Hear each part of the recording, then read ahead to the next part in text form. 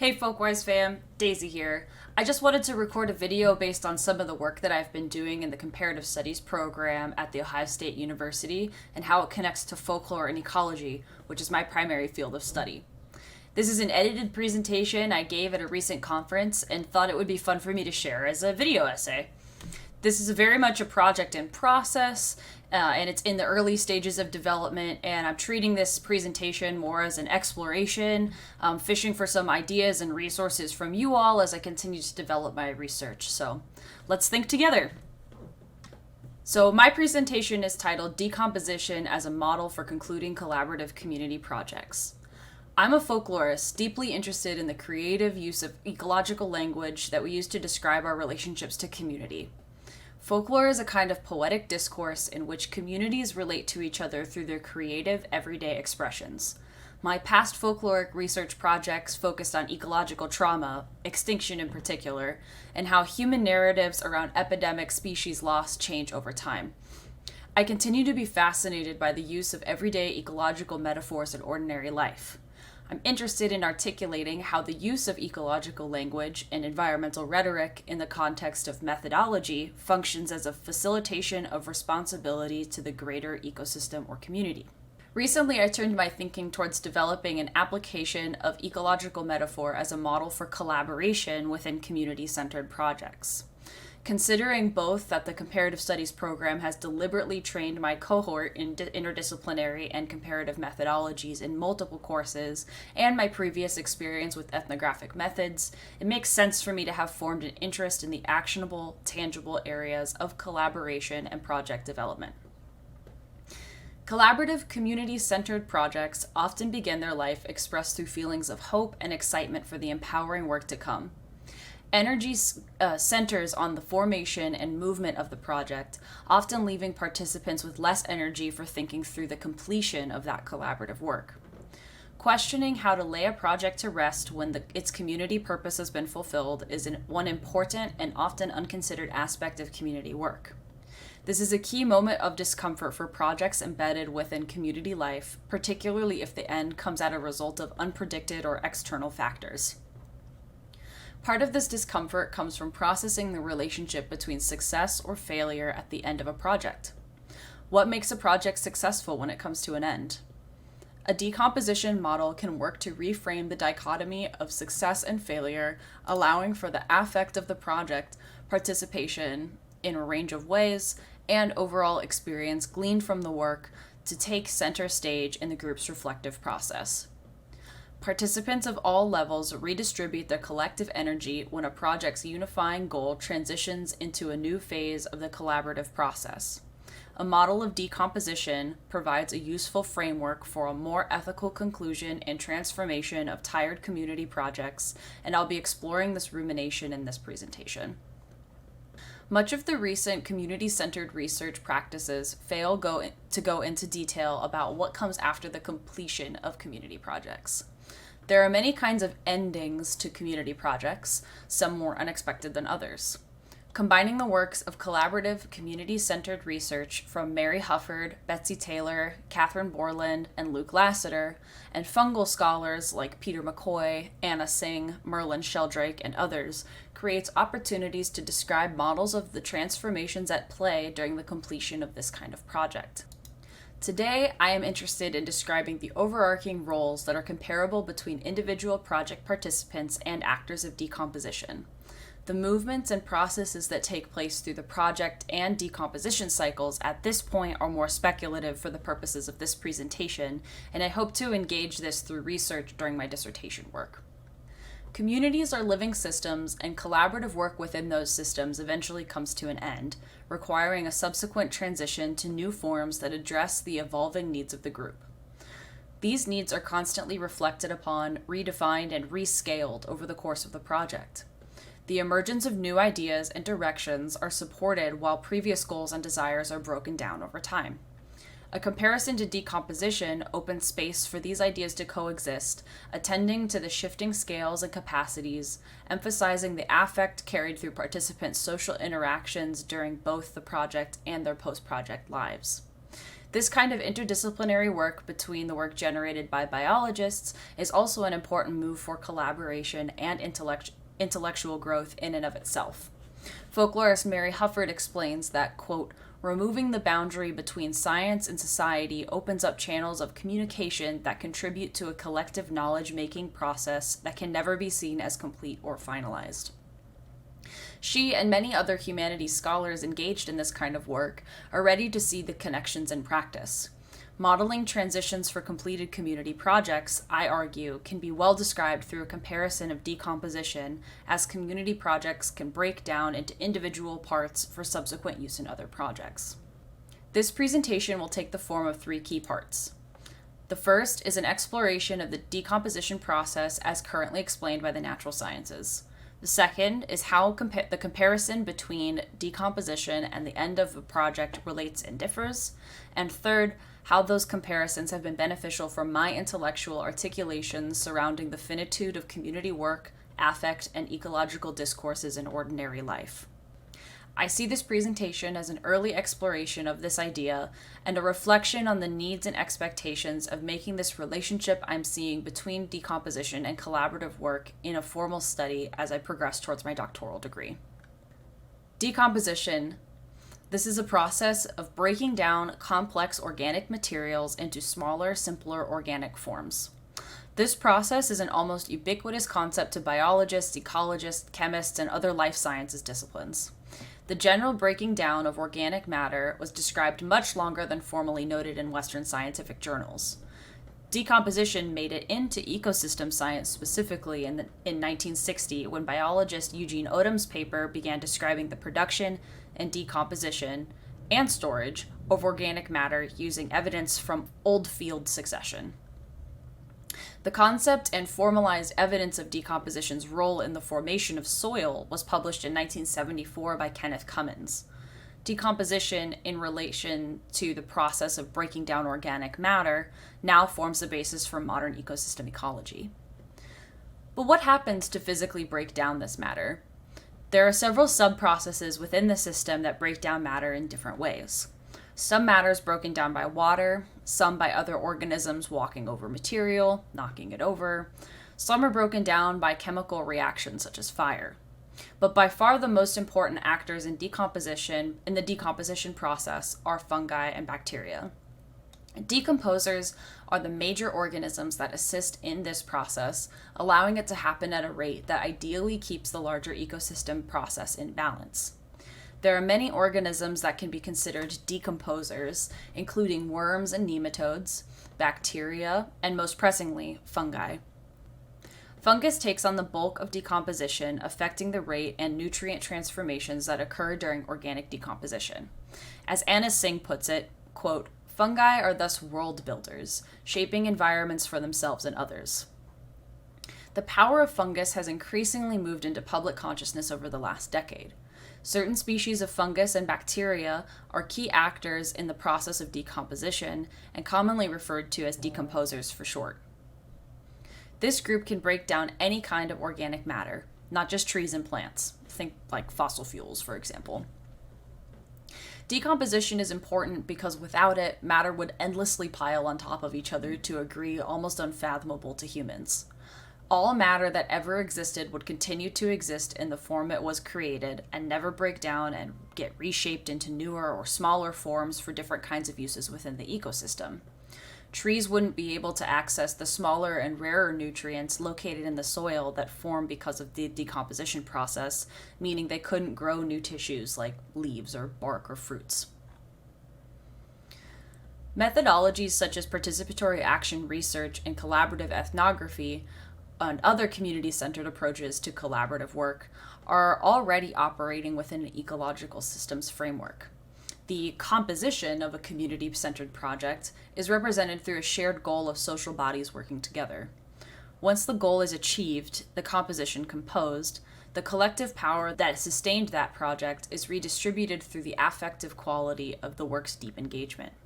I describe the nutrients generated from these projects as the community and personal impacts that result from the collective work. These nutrients might be closer bonds with individuals, personal insights about the self, gleaned from the reflective process, the improved conditions of small groups of people resulting from the project. Both before, during, and after, these collaborations influence and reshape each other and the participants' worlds as the experiences and knowledge generated from the collaboration through the project are eventually redistributed in new ways, which provide nourishment for future endeavors. Participants in these projects at all levels are well described by fungal bodies operating in the role of decomposers. These decomposers do not merely break down the lingering nutrients, but transform and return them to the greater network, a social network, for use in new forms. Particularly transformative relationships that stem from community work create new social bodies and networks through the affect carried between participant bodies once an initial project is completed. Although goals may remain unfulfilled, this model explores a rhetoric of transition and redistribution of energy, resulting in rethinking about the larger affect of community-centered work and comfort in the infinite transformation and flow of collective power. Tsing uses assemblage to describe how communities come together in pieces to make up new relationships and the formation of ecosystems. The movement ebbs and flows to and from the participatory actors. They're entangled and create different bodies together through their entanglement. She writes that, quote, elements of assemblages are contaminated and thus unstable.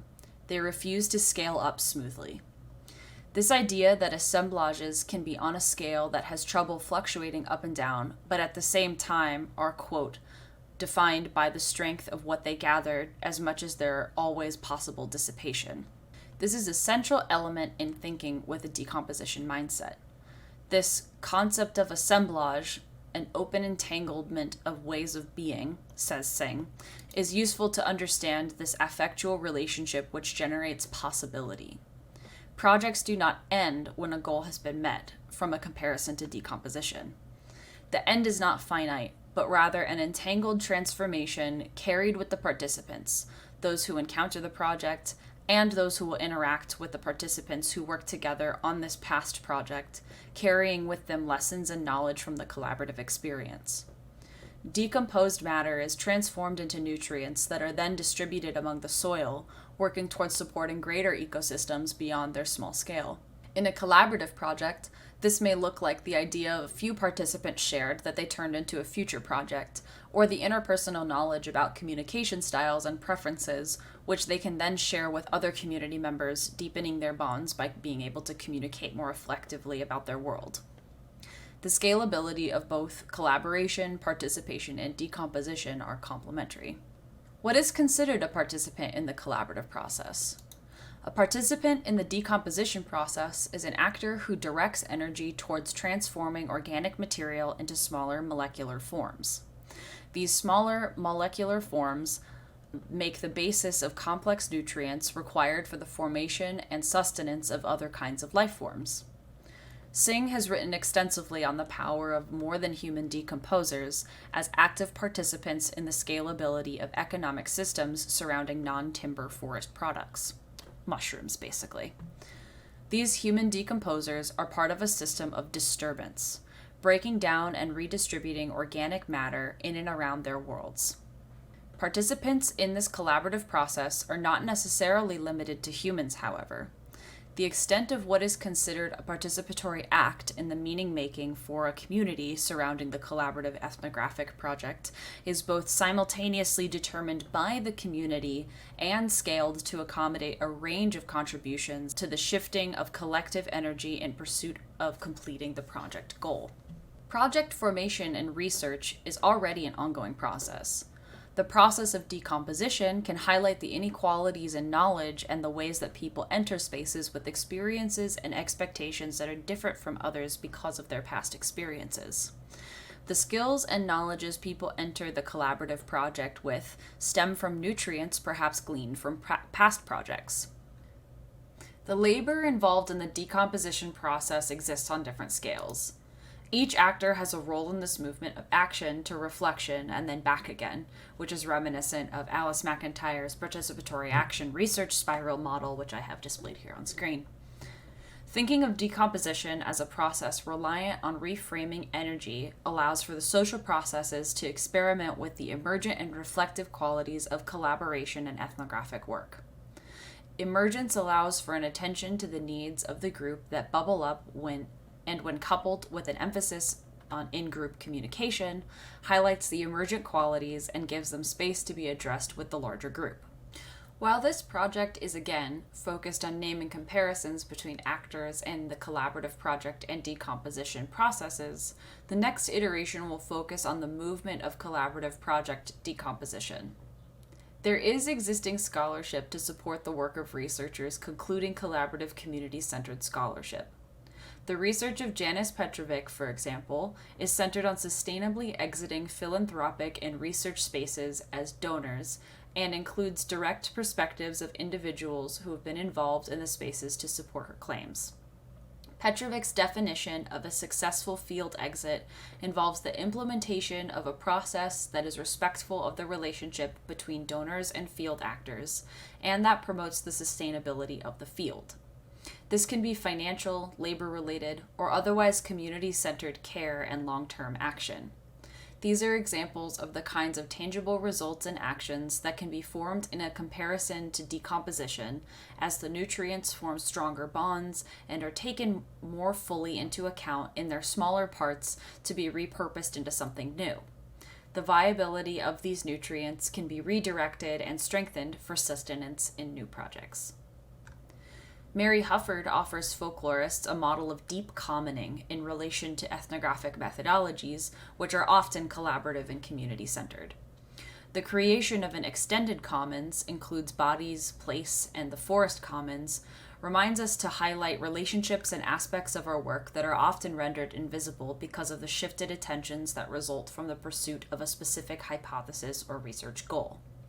Hufford explains that, quote, through deep commoning, fieldworkers attend not only to the human dimensions of a custom, but to the contributions of the land to dialogues of mute perception that support our initiation into worlds collaboratively wrought by human and more than human interlocutors. Her main argument is, quote, that public folklore's phenomenological, ethnographic methods can be used to expose the interactions of different worlds anchored in the same physical properties, with the ultimate aim of bringing them into public dialogue. Along with Betsy Taylor, Hufford describes the difficulties of immersive collaborative work in public ecology fields, which is described in their article as, quote, edge work. These articulations are complementary to the actionable model I'm beginning to describe through decomposition because of their operation in a setting of boundaries related to the collaborative community project. So I have some implications and possibilities for this kind of work. One of the greatest areas this discussion could be improved is as an interrogation of the use of a Western science-based metaphor to understand the unfolding of these projects. I'm not certain that this metaphorical representation is the best one, simply considering its connection to a system of knowledge bound up in finitude by and faulty categorization for the purposes of maintaining different forms of power. Does decomposition support the softening of boundaries and emphasis on transitioning of energy into new forms? Or does it find the project again in an unending loop, one main path of recycling, stifling, and other possibilities of breaking down nutrients by other earthly subjects? However, does it take a Western solution to break a Western problem? Are there theories that we have not heard about the commons that offer other solutions based in less Western frameworks of analysis? How does the online or streaming subscription economy factor into this? Are we buying into culture more than we ever have? What does this tell us about the future of the commons moving forward, or the way that we even think about these kinds of large-scale processes of collaboration? In any case, the progression of my thinking through this subject with a group centered on the transformative process of ending community projects has grown over the last year of my studies.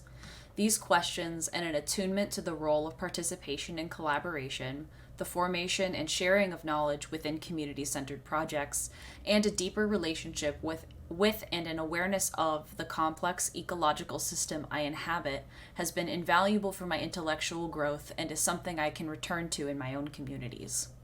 Finding ways of discussing collaboration that include the scale and range of community participants actually involved in the work, the affect and the work thereafter, makes us more consciously engaged and thoughtful in the kinds of work that we pursue.